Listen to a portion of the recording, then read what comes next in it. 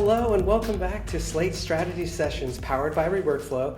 I'm Jon Rowand, founder and CEO of ReWorkflow, and I'm here today with Kristina Kelpe from Legato Strategic Consulting. Kristina is founder and CEO and chief principal at Legato. Kristina, welcome to the show. Thanks for having me on, John. Yeah, and for those who don't know you, just give a little introduction about who you are and what you do. Yeah. Yeah. So I have been in higher education for over 20 years. I was one of those interesting people that didn't necessarily come in and say, this is the office I'm going to work in. I just knew I wanted to work in higher ed.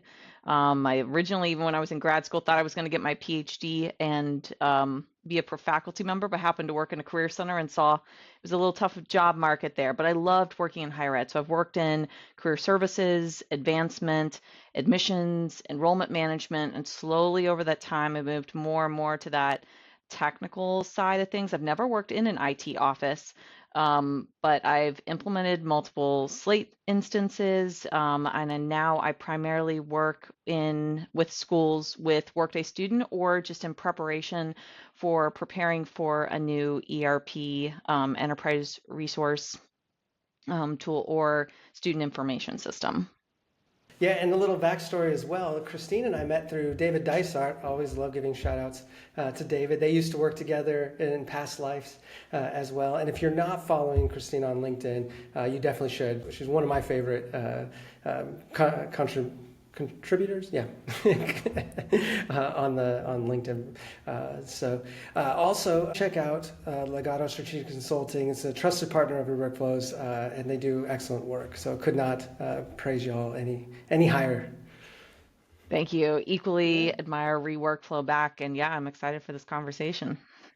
Great. Well, yeah, let's dive in. So in Slate Strategy Sessions, we field a question from the community, but this time we're taking a little bit of a different approach. We don't have a specific question. This is, our conversation is going to grow out of a common pain point or a common challenge that our clients, and I'm sure Legato's as well, as we spoke before our call here, encounter on a regular basis, and that's the topic of documentation. So a lot of schools or institutions, they talk about like the whys of documentation. They don't have a centralized documentation system. How do they go about it? Where do they start? Let's see, what's another quick part to this? Oh yeah, how do you foster a culture of documentation? So not putting it on one person, so that the institutional knowledge stays with the team and doesn't leave if somebody moves on to a different chapter. So just a lot to talk about. This is right down your alley, Kristina. So yeah, let's start with the foundation. So like when you first meet a new school or a client that has these kind of questions, where do you start with them? Yeah. So I always like to say, yeah, what do you have documented and can you show it to me? Because there's all different kinds of documentation. I know even when I started in an admissions office and I saw documentation where they were using their student information system to do admissions, and a lot of it said, okay, to do this task, press. It was actually a Genzabar CX, so it was like using the DOS-based operating. So it was like press F4, F5, like all these things, but there was no context to it. What's the why? What am I doing? And they might have been the correct steps, but I think really, okay, one, what do you have? Two, do you have the why behind each step? What are you trying to accomplish within it? What's the goals of this here? And one thing that I've even started to do in my documentation, I mean, it's been a bit of a shift for me where instead of just jumping immediately into, okay, there's this, here's the process, I start with context. What's the story behind this? What's the high level piece? Because I think that's often something missing in conversations. And yet, when you have the why, the context, what am I trying to do here? It gives so much more to help understand all these different pieces. I think sometimes there's an old school way of like, I'm going to teach you the steps, but at least for me, I'm a big why person. Tell me why behind this. So if a school gave me their documentation, the one thing I'd be looking for is, so one, do you have some of that context in it? Does it have the detail so that someone else could take over this? Do you have to have been the one that wrote this? And we can all have our own personal preferences. But this is where I try to build it to the person that really to make it like fail proof. There's a lot of people sometimes in these like techno functional systems like Slate or Workday Student or Simplicity. I mean, Handshake. There's so many of these out there that sometimes people just have this like anxiety coming. They're like, okay, what am I doing? But if you have it being very detailed, you have the context, you've got screenshots, you've got arrows, it helps empower people to feel confident in these things. The other thing is if you've got documentation, it's just super long and you have all those pieces, but sometimes it's like, you're going to rinse and repeat this many times, and maybe you don't want to go through that. So you have a risk of if it's super long, that someone might be like, I already know what to do. I don't need to look at this documentation. Yet there might be some critical step you miss. I love in this of having a short version of the documentation at the top and then a long version. So when you do just need like, I just need this documentation more as a checklist to make sure I did everything. That's one reason of documentation. Step two is like empowering the newer user or someone that doesn't do this as often, or somehow you're not feeling confident. You want all those screenshots. And so having documentation, I think that's flexible for multiple purposes. I think we often historically, or at least I thought of documentation more as training, but I think in a lot of these systems that I call them more like power user, techno functional, they can be detailed in steps, and where issues start to come in is when you forgot that one thing. But there's a lot of things in higher ed we don't do that often. And so having your checklist, I mean, I'm a huge checklist fan. I think in anything to make sure you don't forget, to make sure you're not relying on your memory. And you could go off your memory, but just double check. And the amount of errors that you could just reduce by just double checking to be like, did I get all these pieces? Can be huge in reducing, 20 hours of a possible fix that might end up Hmm. coming out. So in a place where schools are really tight on time and money, taking the Hmm. time to invest in this documentation for these multiple, whether it's turnover, whether it's, just double checking, we just have to deal with fewer fires and errors, to deal with. Those are huge. Absolutely. And this is very topical this time of year. So we're recording at the end of May this episode in 2025. And it's cycle prep season for a lot of schools because their academic year is coming to an end. And so with their systems, they're looking to basically wrap up the year and then get ready for the next year. And there are things that are annual that they haven't done for, again, almost a year. And so they're like, okay, what do I do again for this? And so, yeah, how would you, along those lines, like how would you prepare for that transition, like a client or even like Legato when you guys all go through these kind of things? So like you got to start early, like, do you have a checklist for your checklist, for example, for updating? Great question.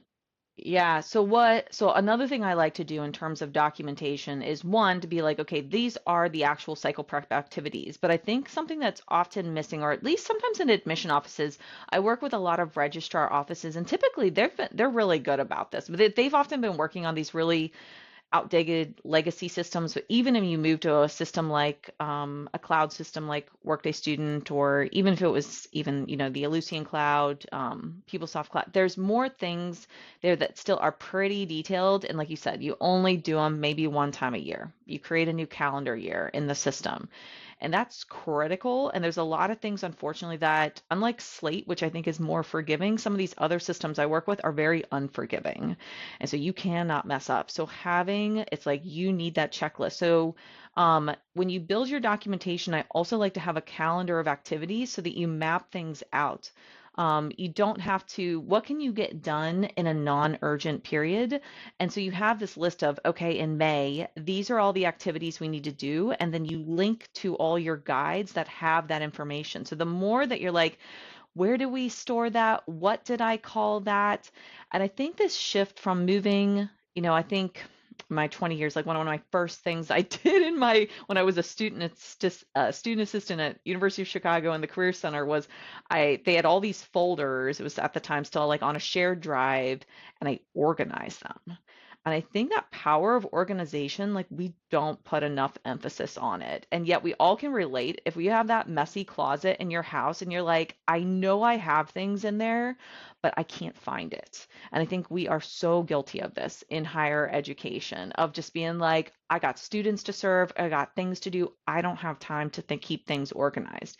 Now, the great thing is, as technology's evolved, we don't have to rely on folder systems, I think, as much. I think it's still helpful to have a logic and trying to keep that as consistent as possible and keep a bit of your like clean closets and keep it organized. You might have a student assistant that maybe could even help with some of that. I think that could be a great opportunity where they can just dive in, keep a logic and follow it. But the more that you can tag things, you're going to come up with keywords that you're going to put even in the titles of your documentation. But if you do have this calendar, and at least it links you there and you're like, oh, that's the folder I put in. That's, the box that, whether it's Google Drive, whatever system it is, but linking it there, all these ways so you're not dealing with the where did I put this? I know I have it somewhere, and the possible, recreating something you already had. Yeah, and so that, I mean, centralization again is one of the biggest challenges. I mean, they're like, oh, it's in an email, it's in Google Docs. Oh, we also have Word, or we have Confluence.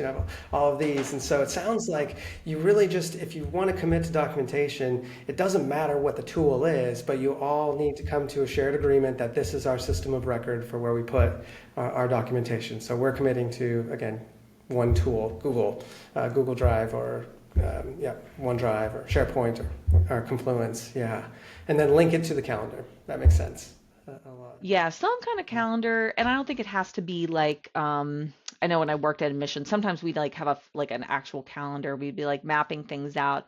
And I think if you do need, some things do need a week by week map out, especially there's like critical timings maybe to make sure everyone's going to be available that week and have that mapped out. But sometimes it's like, okay, this will be done sometime in the month. And these things are flexible. I know in Workday, there's ways that you can tag things, and I love using report tags of just saying, this is an update semester report, this is an update annual. And so the more you can build these pieces of information, so you can have these bit of a story of like what you need to do on these different items as well. I'm all about like sort of like hashtags, ways that we can sort. I'm all more used to Google and that kind of searching versus things being in these organized systems. And I feel like documentation is in this process of transitioning, and it's just a matter of the tools sometimes that you have. But that also can help you sometimes think about things with tools of like, how would I find this? What would the keyword be that I searched? Like, it's so Mhm, small, but it's mhm. like critical. I don't like to put abbreviations in titles of documents. Or if I do, I'm going to put both the abbreviation and the spelled out name of it. Yes. Even if you were doing Confluence, and still the same thing, to be like, what would be the possible ways I might search by this or that others might search by? It's not all about my preferences, because I don't want documentation to only be for me. And so thinking about all those words and sort of like somehow getting it in there in a searchable way, um, so small, but like that one little investment again, it's like the messy closet. You could find it. And if you can find it, then you'll use it. Yeah, oh, that's huge. And again, going back to timing and speed, like, yeah, maybe you'll find it eventually, but if you could have found it 10 minutes earlier, that's 10 minutes saved, Mm-hmm. for example. And I'm feeling Yep. that in just on the project management side. So, I mean, that's such a great tip in terms of don't abbreviate. Because then, yeah, I've done that in searches when I'm looking for a past project or a past task. Like, okay, what did I call that? Again, Yep. like if it's been a year, if it's in the archive, so go back and find it. Oh, great tip. So, yeah. So again, you don't want one person to be the champion. I mean, you need somebody who's probably like the project manager of your documentation, perhaps, maybe leadership buy-in. No, maybe. I think you do need leadership buy-in to support ongoing documentation. How do you get buy-in from everyone on your team to, I guess, show them that why, and then have them become, co-authors in maintaining the documentation system? Mm-hmm. That's so critical because, like you said, otherwise you could easily make a decision and then that's somewhere buried in an email and you never took the time because you're like, it's not important. I got to get this done now. So I think coming up, and that's where I think there is a piece of documentation of, I agree, there needs to be systems that everyone agrees upon. But I've also come to this place of like, how can you also flex to adapt to each person. Because if everyone has their own personal styles, and I think as from me moving from higher ed, especially to consulting, and when I've seen with sometimes consultants at firms, and you try to be like, this is the way we do it. And people are like, that's not my way. And if you have a really talented, individual, how do you still let them have some level of flexibility? So it could be something of, okay, we're going to have decisions all go here. And for some people might be like, the moment that's in there, I'm going to take 5 minutes, I'm going to go put it in. For someone else, maybe they're like, do you know what? I'm going to have some kind of decision folder in my emails, but I put on my calendar every Friday. I'm going to go double check that decision folder and make sure I get it in. Because the worst thing is it's 6 months from now and you're like, what was the context of it? There is a piece, I think, of being timely about any kind of updates to documentation. I think you talked about like when we're in this prep period, doing a review. Did we change anything, what was there and we just didn't have time, to get it, into the documentation? Or sometimes it's hard to think too far in advance. It doesn't have the context, but how do you build even to a calendar of activities like weeks to be like, okay, this is going to be our double check, is this still, the full process? And to be able to get that in there. I'm going back to your thought of like, how do you get the buy-in? I think there is just something of getting people into the why. And maybe that's something of like at an annual retreat where you say like, okay, here's the documentation, you've got the new people. I think rewarding or not necessarily rewarding, but recognizing, thank you to so and so for the contributions that they really make. And the more that you just encourage the good, I think the better. And everyone, if you're in that healthy work environment, people are like, yes, we're all in on this. Or even on a weekly basis, if someone is double checking, you've got Confluence, I know you can get notified of like the changes. If there's that project manager to be like, thank you so much to so and so. And the more that you can say that at a staff meeting, or if you're on, a group chat of like whether you're on Slack or Teams, something where people get rewarded. They get something said that this was great. And I think everyone drives towards that when it's like how and seeing the impact. Oh my gosh, thank you so much for having this in Yes. here. When I went to run this task, it was so great to have your really detailed notes and just keeping on that positive momentum of how this is helping people real time. Because I definitely see people being like, you know what, so and so's here. We don't need to do this. Or when I go to schools, when you said like originally, and they're like, do you know what, I think we're good. But what we really need is this portal. What we really need is this new piece of functionality. And it's like, if you don't have the old document, if you don't understand your data model, you could just be adding in new problems, or you might even have a fix or be able to do this in what you have and you don't even realize it right now. Yeah, oh wow, so many points resonated with me in there, and I think the first it reminded me of the analogy of like we're all on a hike in our journeys at work, and if you see a little, a little bit of litter or a piece of trash on the side, stop real Mm, quick, pick it up, and either put it in a sack or if you see a trash can, throw it in the trash can, and then keep going. I think so many of us, we see incomplete documentation, or we saw, oh, this needs to be updated. I'm like, okay, I'll get back to that, and then we forget. Right. So mm-hmm. going back, maybe even having, just a notepad that you put it on, and then you have a plan on Fridays. At the end of the day, you want to one of those mindless, like easy tasks to go into the weekend, and you just, Exactly. yep, and you just add that to your documentation. And so, yeah, building that habit. And then, for lack of a better cliche analogy, I guess it's a balance between carrot and stick for getting buy-in, right? I think a lot of school, or at least from my experience and even my own personal experience, I won't lie, that it's been a little bit more stick than carrot. And I got to remember to praise when someone has left something easy for me to find, and it's been a huge help in that day. Make sure that they hear it, and make sure everyone hears it, and make that a routine as a leader, right? And also as a team member. It doesn't have to only come from the top. It can be horizontal, shared between colleagues. I really like that too. Yeah, that was something, and I will give a shout out on. There's one of the Workday student implementation partners, Alchemy. When I worked there, I thought they did an amazing job of really creating a positive culture through, they had this channel called Shoutouts. And it was very active of people going in with really genuine, like, wow, this person really helped me out today. What they did in this meeting was incredible. And the way we were all remote, and the way that this brought people together and made me feel connected to people that I'd never met, and that I felt like I could, like, the more that I saw them there and the things they did, um, it just, that was something I think in higher ed, you've got staff meetings and things like that. Higher ed hadn't, and I still think sometimes struggles to sometimes adapt to this. Even I'm a huge Slack fan, and sometimes with teams feel like it's the same. And I'm like, I personally have not found the way to see those channels in the way to be able to do that. And I think in, even if you're in person, finding whatever way would feel authentic to your organization, because that's what I'm all about. Don't try to bring in some kind of outside tool, whatever you already use that you have, but find some way to keep saying you did this and it mattered. And that will keep driving, a lot of that work. Yes, yeah. I think across topics, I'm sure the shiny object syndrome or issue, right? Yeah, you're like, okay, you're all excited for doing this, i.e. documentation. Now we need the right tool. And so then you start researching the tool, and then you spend all this time when you realize, wait, we already have documentation. We already have a tool. Let's just get good at what we have, and then if we want to go beyond that later after the habits built and all, then you can. And so yeah, that's great. And it's funny you're talking about Slack and Teams. We're just transitioning to Teams right now. We use Slack, of course, with the Slate community, and I'm starting to see some of the differences between the technologies. It's well.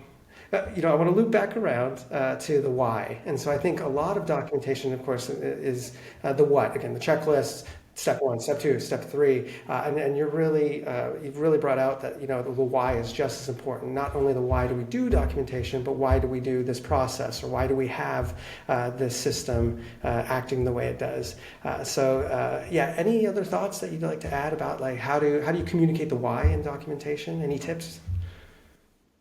Yeah, so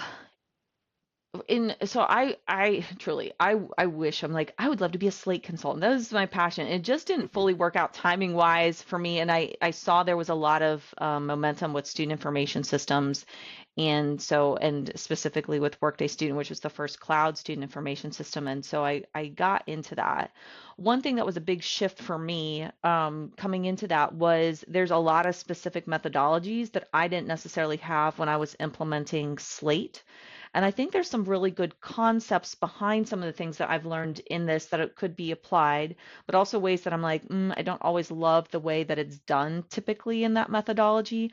So people are all about, it's called a RAID queue, risks, actions, like I'm like, I don't even remember all the pieces because ultimately I don't like acronyms and things like that. I'm like, because everyone often goes in and starts to create this insider outsider. And when you talk about documentation, I think that's something to keep in mind of like, don't use acronyms or things that also people might go to that. But I love the concept of it was recording decisions. And I think back when I implemented Slate or almost any system, I don't think I did any recording of decisions and the why as you go because there might have been a why in that moment, but you're often not thinking of, I want to think of the person that's replacing me 5 years from now and to know the why. And you often, if you leave, you're like, maybe you give 2, 3, 4 weeks notice to get down to every single decision and why you made that decision because a lot of these systems are flexible and there's not necessarily a right or wrong.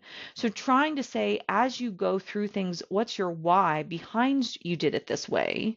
Because someone else could come in and be like, we don't need to do it this way. We're going to shift and end up having all these unintended consequences if they'd had more of your why.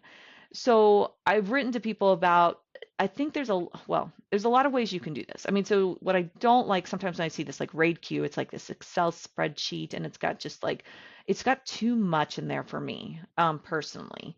Maybe within Office, but to me, I like to have more of a, these are decisions, get to the why.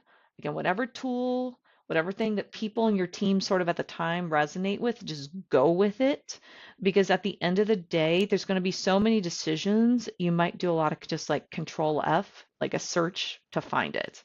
And so the organization didn't really even matter that much. And as AI continues to come about, one of the things that I'm pushing myself on documentation is when I find this random thing and can focus on, okay, I got to figure out my tool. Like you just said, it's got to be like, I got to figure out am I doing a knowledge base? Like, what are we doing? And I'm going to shout out to Jennifer Champaneri at Data Rules AI.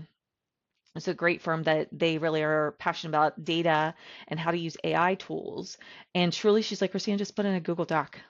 Like just put it there. Like it's more important to get it down and that it's just available. So you could have something of as you're going through and you're like, oh, we made a decision. Let me just write decision and just to put out what it is. Don't focus on, okay, it's got to go in this spreadsheet and then it's got to go here. Just get it down. Because so often I think organization and the right tools sort of naturally come about, but we are on the move, with how much AI is coming about now and even with my firms, like we thought about this knowledge base, but I think we're just going to try to put in the Google Docs so that we could do more of like a chat because that's ultimately, how much in higher ed do we not document because they're like, I could just go ask this person and they'll just tell me. And we really are, and it's a relationship based industry, and I love that. But I think it's because I want to be able to ask it my way and that person will be able to translate it. Well, AI is, being able to do that more and more. So how do we just get this down? So I think that's where I'm like, it doesn't matter. There's so much control F. You spell out words, don't use acronyms, put something down. And then you could have someone take some time later. But I just am excited about AI and how much that's also just going to help with documentation to be able to Mhm. find things. And yeah, when she told me, she's like, just do a Google Doc. I was like, okay, well, that's easy enough for all these like random things that I learn. And then I also just encourage a lot of people to sort of have this like, especially while you're implementing system, or even at the end of the day of like, you say you release admission decisions and like, what are things you learned? Sort of have a dear diary. Dear diary, today I learned this and just get it down there because ultimately that can come back into your documentation and the how to do it and getting it all in the right format just isn't the important aspect of it. Yes, oh. And we could go on a whole other episode, I'm sure, on just AI and how it's, our journeys of starting with it and the impacts we'll have on documentation. Um, oh, yeah, this is, I know we're getting close to time end here, but yeah, let's plan on having you back on again for another one. But before we go, a couple of things. I wanted to give an opportunity for you to share, one cool thing that you all at Legato Strategic Consulting are doing. I want to give a shout out to Katrina Holland as well. I know not to feed your answer, but you all have been working on a knowledge base. I mean, there's just a lot of cool stuff. What are you most excited at right now that you all are doing? Yeah, so I'm excited. So we've had this focus on well, we have Workday student experts at our firm, but truly our passion is really more, the best way to describe it is more like management consulting, but I feel like it's so different. We're really trying to create like a whole kind of new way of doing consulting, even more of a coaching where it's more we come in really much as co-collaborators. I know in higher ed we'd hire these big name firms to come in and then they interview and do a write-up, and a lot of the time it's like, yeah, we could have told you that, or like, yeah, it's not possible to implement like half the things they said. And yet, I do think there is value of having outside people to come in. So I know schools are really thinking about their budgets. How do we need to streamline? How much can we use? And I'm a huge advocate when schools have a Slate instance. I'm like, you don't even realize all the things that you could do, within that. But we're starting to do some more work with schools of just helping them to look at their existing technology stack to do the documentation because that's step one. And then we get it down in a written format and ultimately look to empower. We also do a lot of like process mapping, things that I don't think a lot of higher ed places do, but that it's magic. I mean, every time I Mm. do it, 100% when I process map with a school, and that's where having the right facilitator really makes a difference. And having our higher ed team that we know what questions to ask. We know the difference between a community college and a small liberal arts college and how a process might be mapped. So we asked really thoughtful questions to help pull that out. Because I think a lot of times people know their stuff. You've just been doing it so long. And then when you end up mapping it all out, that really takes it back to the team. They're like, oh my gosh. They're like, I think what you mapped is right, but that's not good. Like we need to make improvements and they see the inefficiencies in that. And so that kind of work that we're getting to do to help schools again do things more low cost, within their existing piece as they're like, oh, I don't know what systems we're going to buy. We're kind of freezing on that. But we do want to use what we have so we can improve. I'm all about being cost efficient. It's being cost conscious is a real value of our firm. And again, that piece where once we work with people, we're able to coach them alongside so that then they don't need us. Like to me, it's a very different model. A lot of firms are like, it's all about how do I get more work? And I think the Mhm. more that people feel empowered and we get so much gratitude back that I'm like, it's incredibly rewarding in my experience to be able to do this with institutions.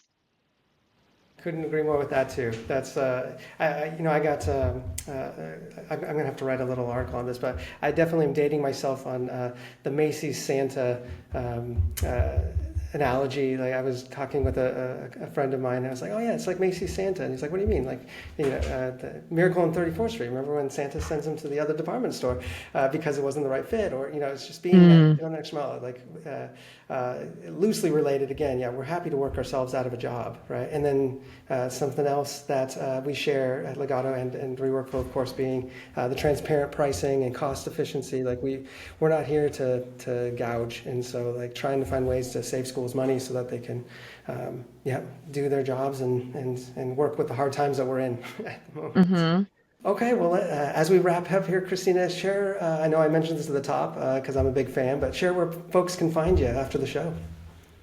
Yeah, so like John said, I post a lot on LinkedIn. We have a newsletter. It's been more focused sometimes on Workday students. So if your schools, even if you're not like, oh, well, we might do that in the future, like, oh, we'll deal with that later. Oh, definitely now is the time to talk. Please contact me. So it's Legato Strategic Consulting.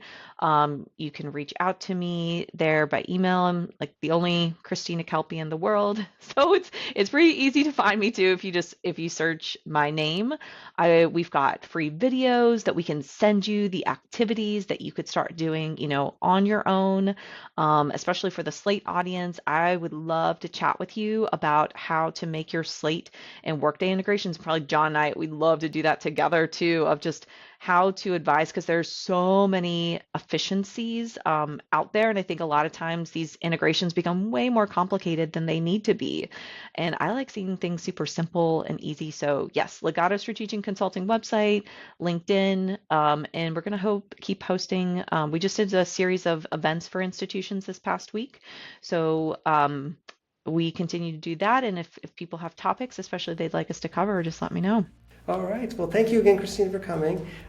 You've been listening to the Straight Strategy Sessions ReWorkflow podcast. I'm your host, Jon Rowand. Make sure to visit www.reworkflow.com for all our free resources, any of your Slate needs. Thank you for tuning in, and we'll see you all next time.